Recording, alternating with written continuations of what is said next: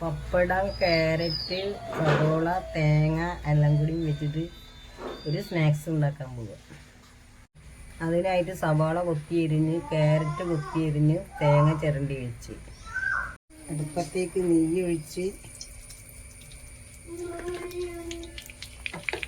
ഈ അരിഞ്ഞ് വെച്ചിരിക്കുന്ന സാധനങ്ങളൊക്കെ ക്യാരറ്റ്, സവോള, തേങ്ങ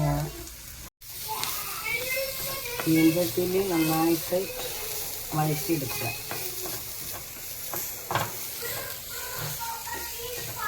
വഴറ്റിയതിന് ശേഷം കുറച്ച് പഞ്ചസാര ഇതിലേക്ക് ഇടണം. പഞ്ചസാര ഇട്ട മിക്സ് റെഡിയായി.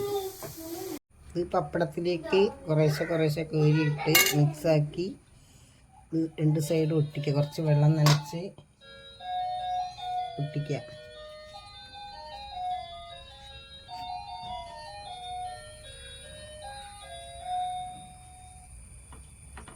പോലെ ഫില്ലാക്കി വെക്കണം. വെളിച്ചെണ്ണ അതിലേക്ക് ഒഴിച്ച് ഓരോന്നേരം വെളിച്ചെണ്ണയിലേക്ക് ഇടുക.